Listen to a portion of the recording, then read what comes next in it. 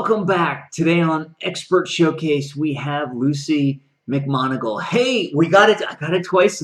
People, if you bet the over, you're in trouble at this point. So, and if you have no clue what I'm talking about, go back and watch the beginning. Watch Luci's hero's journey. Hear how a caregiver turned into a business owner, had a major medical condition and a major medical issue that cost her pretty much everything, and hear how she's come back and learned that she can and is still taking care of and giving and helping people, just in a little bit of a different way. So Luci, now we're going to dig into increasing income by dissolving fears. And I'm quite sure everybody watching, even the person on the black couch, yeah, you, I knew you were there. You know, put the Doritos down and the drink. It's okay. Now listen, start taking some notes. We have great viewers. Sometimes they like to have a little bit of lunch in between, when we go to break. So, dang, now I'm hungry for Doritos. But anyway, that's besides the point.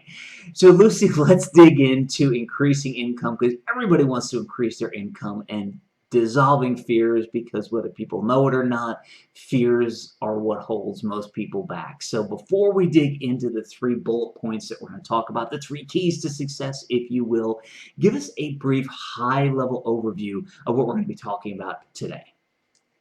Okay, what we're going to be talking about today is stretching yourself just a little bit beyond your comfort zone. We're going to be talking about moving into that area where you're able to overcome your fears by facing your fears. Then we're going to go into your words have power, your thoughts have power, and how conscious languaging and focused languaging really help you to create and manifest wealth and money in your life.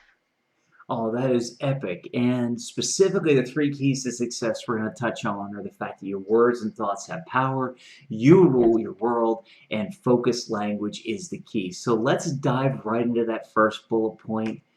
Your words and thoughts have power. What are we talking about here?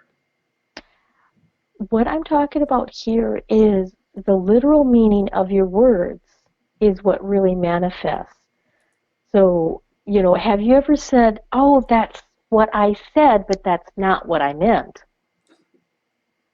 All the But yeah, time. exactly. And when you're looking at this and you're saying, okay, how can I word this so that the literal meaning of the word is going to be what I really want, not what I said I thought I wanted? And it's kind of tricky here because a lot of people say, I want. But when you look at the word I want, it creates a lack thereof. It means you're perpetually creating the desire to want something rather than not being able to obtain it. So if you use the word I choose to have instead of I want, then on a subconscious level or on the universe level, that actually starts bringing it into manifestation.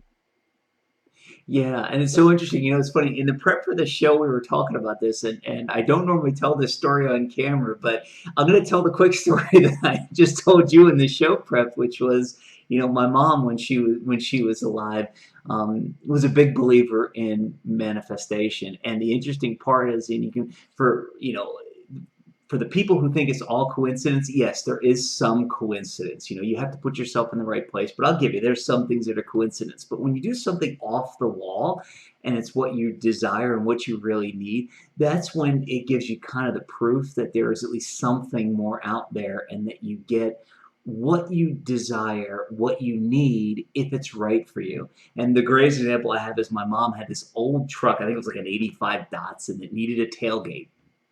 Now, there's like one of these things left in the world, because they've been all run into the ground. And she's coming home from work one day.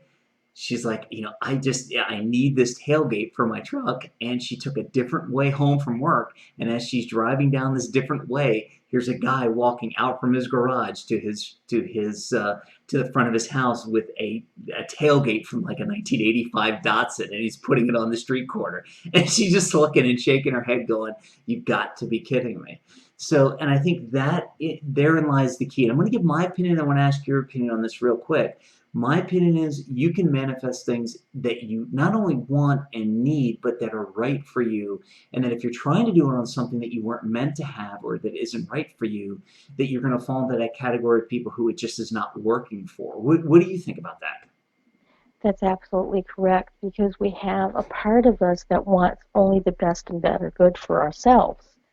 And if you're trying to manipulate a situation that's not right for you, it'll come out wonky. It just doesn't work.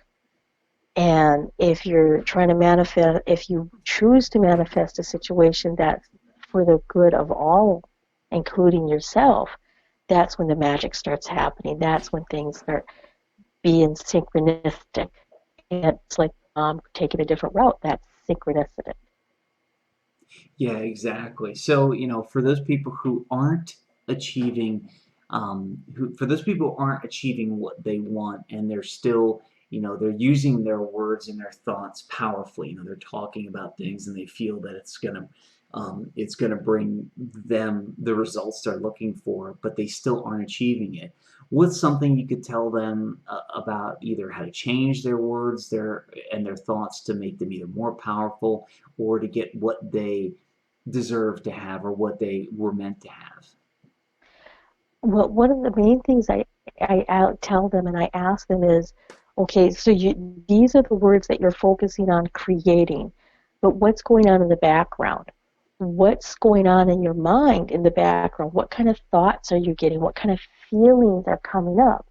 Because your feelings are a direct result of what's going on in the deeper parts of your mind. And so I ask them to start tracking that so that they can really understand what's going on.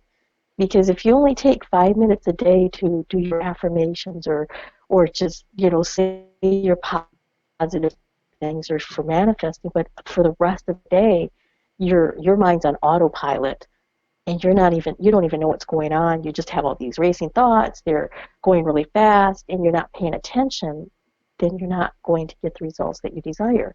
So I have my clients carry an index card and they use like the little they put like four signs and then a slash across to just track. It's like, is this in a positive area that you want to manifest? Is this in a negative area?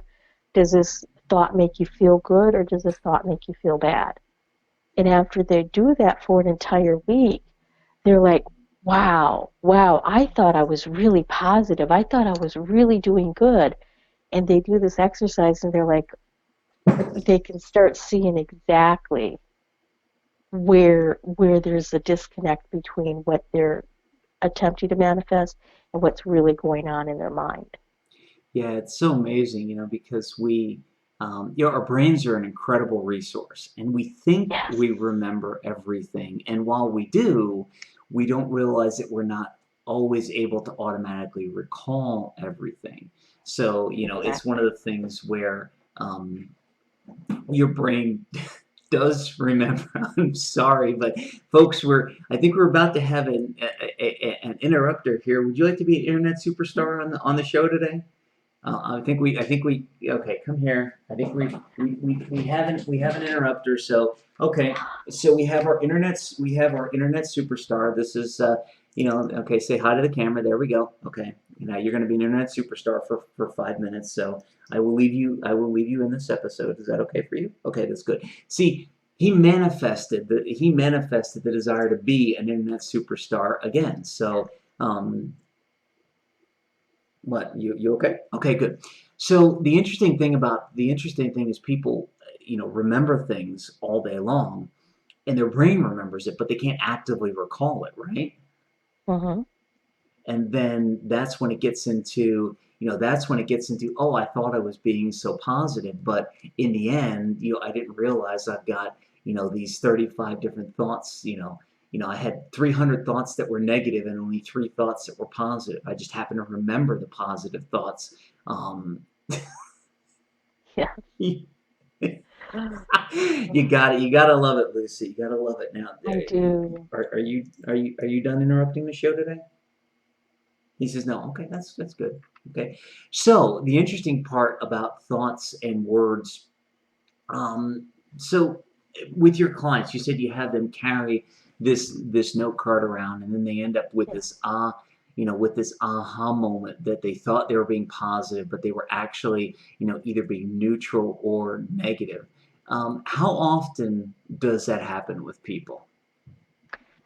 It's happened 100%. Every single one of my clients have said the exact same thing after the week, and it's still to this day after all of these clients, it just blows me away because I used to be like that, and I used to think, oh, I can keep track of that. I don't have to keep a note card. I kind of thought that was silly when I first discovered it, but then as I did it more and more, I'm like, whoa, whoa, this is this this is really not what I desire. This is not what I'm at to manifest. And so that's why even today, after 20 years of practicing the same technique, I still have a whole stack of index cards, and it's like when things start getting wonky for me, I'm like, okay, what's going on? What are these things that are coming up? Because a lot of times we'll have things come up from our past, and we're not even exactly sure. We'll have an off day. We'll get up on the wrong side of the bed, and it's like if you really pay attention, and if you're in the present moment, which is your point of power, be here now, that's when you're able to figure out, okay, what's going on up here? What's going on in my mind? What are my thoughts? And then you can track it to how you're feeling and where your energy's at. Yeah, and that's great, and that sounds like it segues us right into ruling your own world, or the second key to success. So when you talk about ruling your own world, what are we really talking about here? What I'm talking about, when you rule your world, that means you're in control of your own personal thoughts. You're able to respond rather than react to situations. And when you respond to situations rather than reacting emotionally to situations, you're better to have a better result. And when you have control of your first, there's your thoughts, then there's your feelings. And people have that upside down. They think I feel, so therefore I think. But it's I think, therefore I feel. And when we turn it back around to rule your world, you can control what you're thinking, you can control your reactions, and you can respond on not just a knowledge base, but you can respond on an intuitive base because you'll be able to know what your true feelings are when you don't have all of this stuff running around in your head, creating emotions and feelings that are not accurate. Yeah, and that's really interesting because what do you say to people? I hear and receive what you're saying, and I agree with it.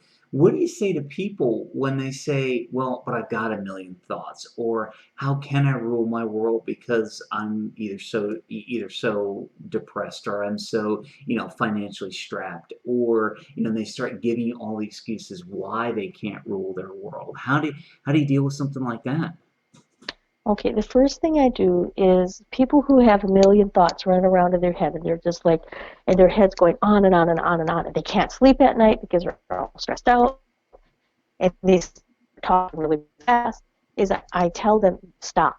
And literally, I mean it. Like, put your hands on your ears like this, and you tell your mind to stop.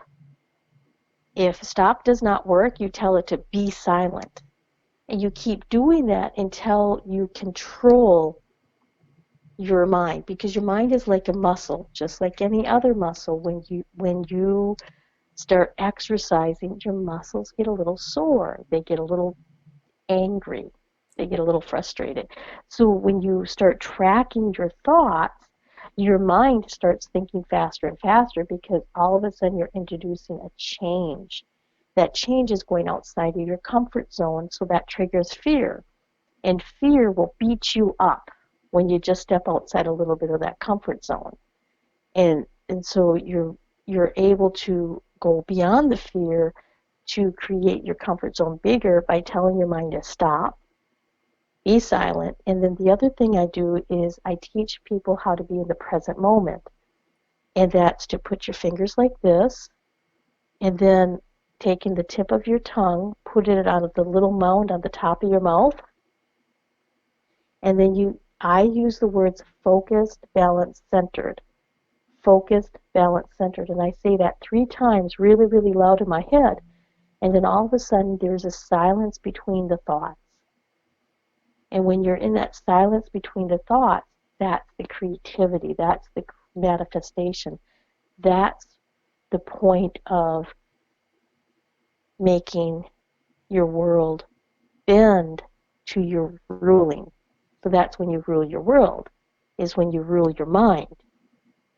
Well, and it sounds like what you're doing is when people's thoughts are running away from them, that they're, Mm-hmm. it's kind of like a muscle twitch that you really can't control. And what you end up doing Correct. is you're putting yourself back in control of you're putting yourself back in control of your mind and your thoughts by instructing it to do something. Is that what I'm hearing?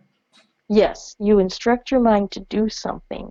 And you can also instruct, like a lot of people say, oh, well, my ego, I have a big ego. But your ego is a purpose. It's to do the mundane things.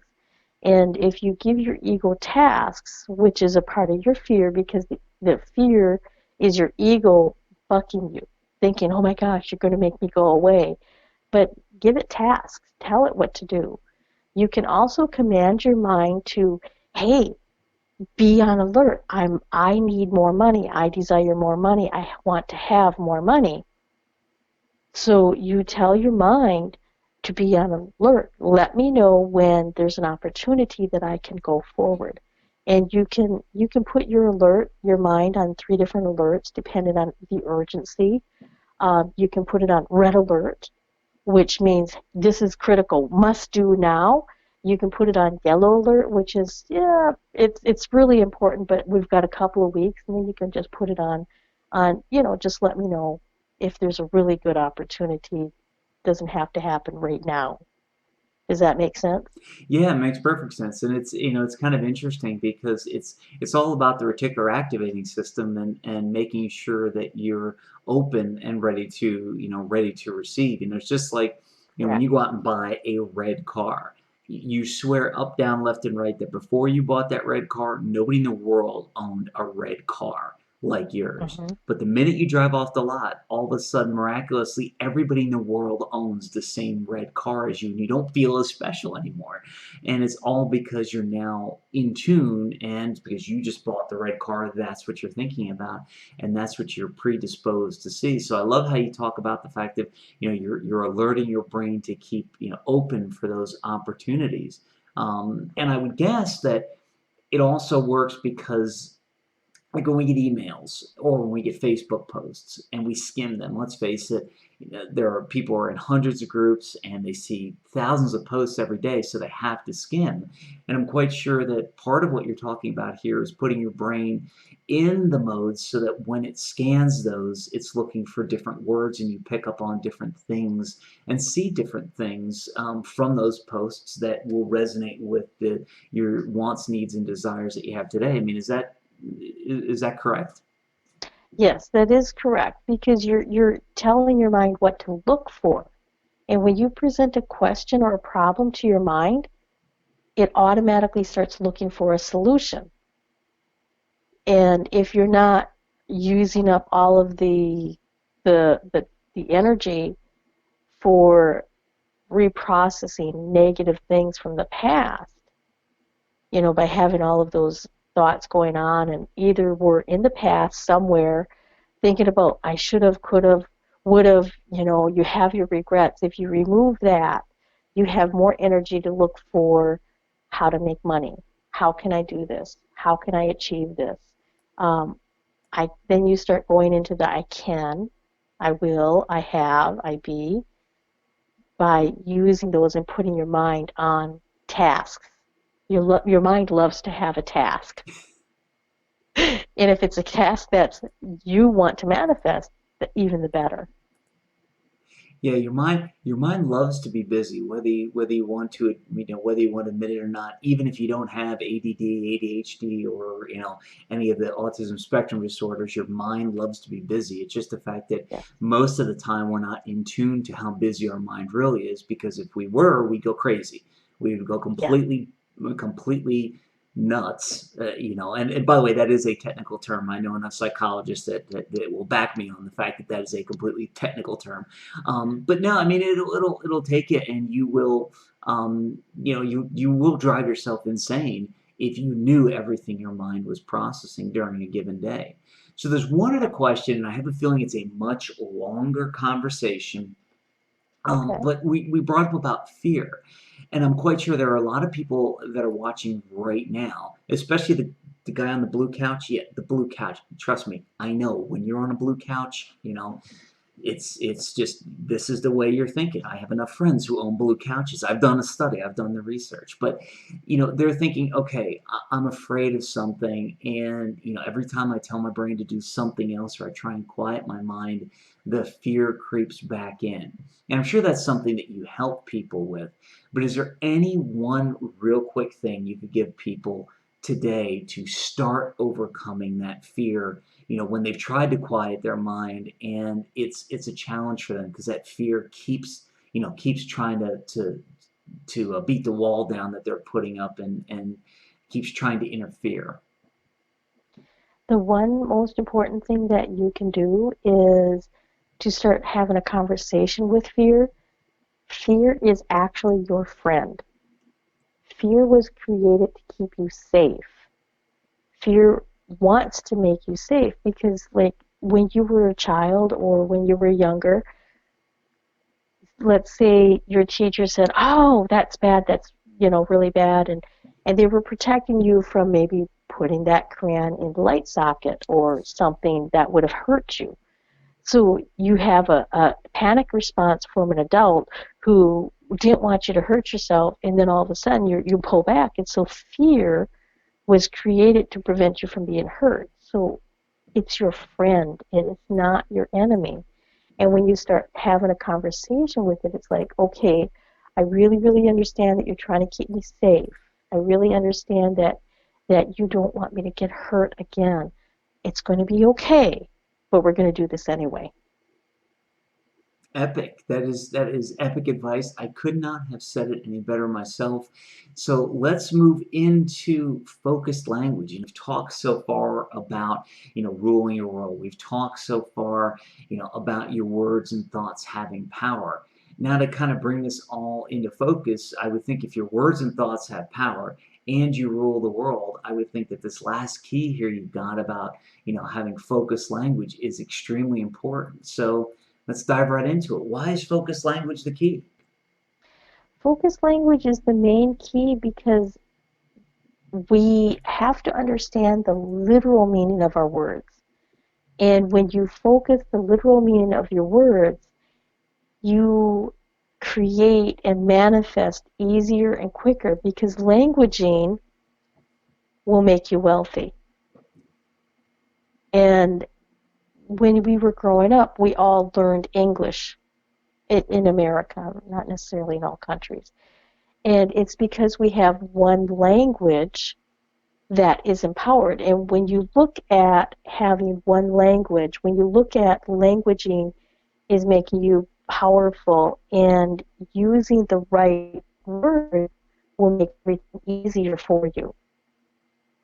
And by what I'm saying is your words have power, and understanding the correct words, but we also have to communicate better with other people.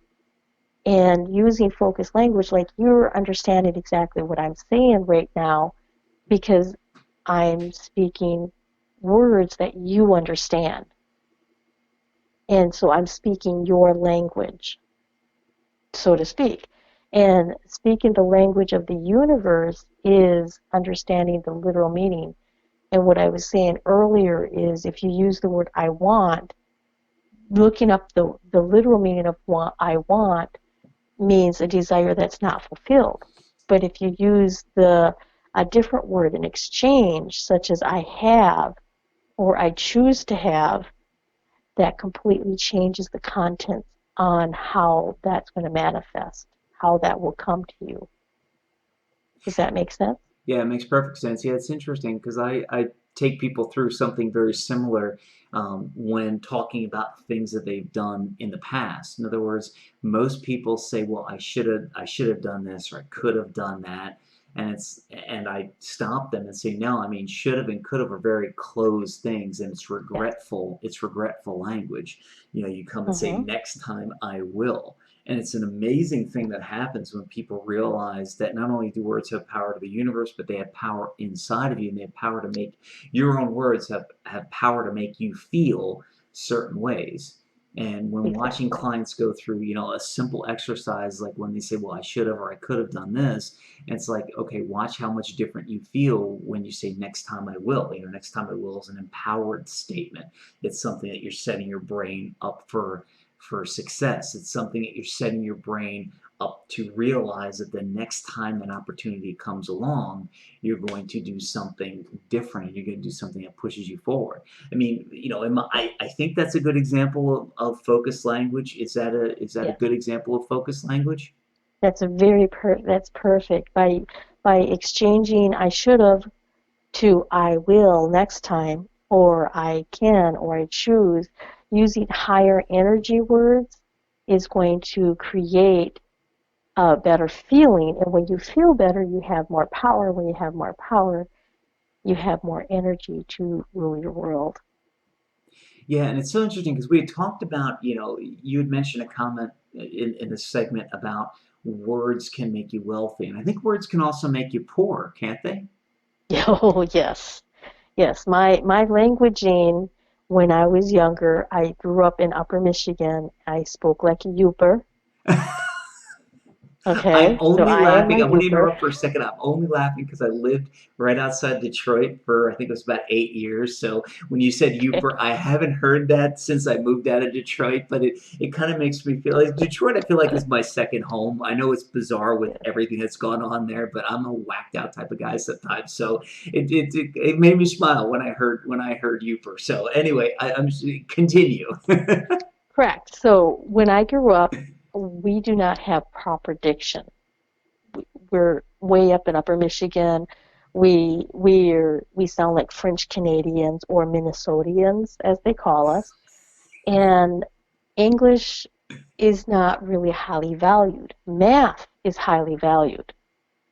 So they don't really focus a lot on the proper usage of language. And it's not only that, but you know how they say you have to speak professional in order to have a professional position. Well, can you imagine not being able to speak professional, not having proper diction, and then trying to get higher up in the world? People are not going to take you seriously. It also is understanding that your words will affect you personally and how you feel. Like your example said, instead of using I should, which makes you feel bad about yourself because it's not something you are doing, you change that with I could, or I choose, or I will. And then you start feeling good about yourself, but you also are speaking other people's language when you find out what their language is. And like we language people by their personality, and we all have a specific personality. Like somebody who is very mathematical, they speak direct. They're very focused on results oriented. They want to know facts and figures. And then if you um, if you speak with somebody who's really animated, very out there, speak it a little faster is better for them. And if you speak with somebody who is definitely a go-getter and somebody who's going to make things happen, they want to know what's the results, what's the benefits. Yeah. And by So the way, languaging, people resonate with the people that they talk and they experience, and they have experiences alike, and they talk similar. It's one of the reasons why people with different dialects and people from different areas of the country can become highly successful, because people in those localized areas or people in the areas are, they resonate with them, and they can identify with them. And isn't that really the key here, Lucy? In the end, is your words and your focus language need to resonate with your ideal client, and that's what's going to make you Yeah, successful. exactly. If you can speak to your ideal client with their problems and their issues better than they can tell you themselves, they're saying, yes, that's me, that's me, that's me. And there's a cohesion. And when you have that cohesion, when you understand another person, they feel accepted. And that means they're in, not out. Yeah.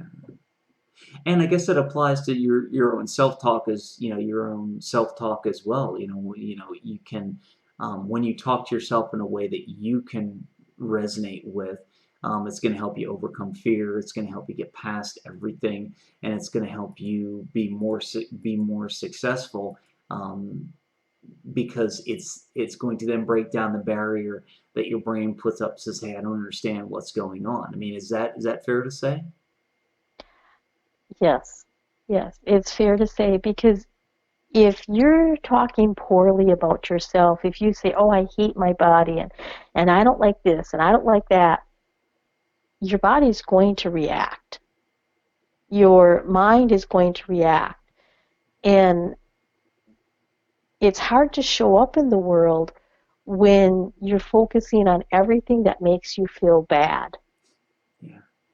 And if you even when you have depression, I understand I've had bouts of very serious depression and chronic fatigue at times throughout my life. And I understand that when I was focusing on things that I wasn't grateful for, when I was focusing on things that made me sad, they would make me sadder. Yeah. And so even if you're having a bad day, or even if you're having down days and you feel depressed and you're not sure how you're going to get out of this, just find one little silver of something that you can hang on to. Like maybe you're just happy because the sun came up today. Yeah. And just start there, even if it's just a little baby step. One little baby step will lead to another, to another, to another, and that will eventually lead you to the point of where you can take the leaps, when you can feel, I've got it, Yeah. and you can feel great. And when you feel great, you can help other people feel great. And that's when the synergy starts working. That's when we get in sync with our soul purpose. That's epic. So I can't think of a better place to roll out of this episode on, other than to ask you, do you have any final thoughts that you'd like to leave our audience with today? I would really like to leave the audience with being able to understand that no matter where you're at, no matter what your past has been, you can still be great. You can still accomplish your desires, and you can really, really know that I truly believe in you, and I am here for you. I will stand for you. Epic. And folks, I think you should all take Lucy up on that offer. So what I've done is thrown up a website. It's bit.ly/talk to Lucy. It's on the screen right now. We've spent the last hour talking with an epic guest, Luci McMonagle. Yay! For those of you counting, the over under is 0. For those of you who bet the under, you win. Go back to the beginning of the episode and figure out what the heck I'm talking about. On today's episode, Lucy once again has been an epic guest. We found out in the heroine's journey piece of our show how Lucy went from a caregiver in the medical profession to having a medical condition and an emergency surgery that cost her business, and flowed into continuing to help people through what she does now as a coach and somebody who helps you break through your fears. We then looked at in the experts focus segment about how your words and thoughts have power, how you rule your world, and how focused language is the key. If you're just tuning in right now, where have you been this last hour? You should have been joining us, but that's okay. We got everything out there. You can go back and watch the beginning of the episode, which I highly recommend you do. And while you're pulling up the episode, head over to bit.ly/talk to Lucy, set up and sign up for a complimentary abundance breakthrough session. That sounds awesome and that sounds epic. If I were you, everybody watching this right now, go sign up for that right now. bit.ly/talk to Lucy. Sign up for your complimentary abundance breakthrough session. Watch the rest of her epic episode. Get in touch with Lucy. Make sure you do it today. And until next time, and until we see you again on the next episode of Expert Showcase, make it an epic day. To watch the rest of this epic episode now, click on the link below the video. Do it now, you'll be glad you did. Are you still here? What are you waiting for? Watch the rest of this epic episode now by clicking on the link below the video.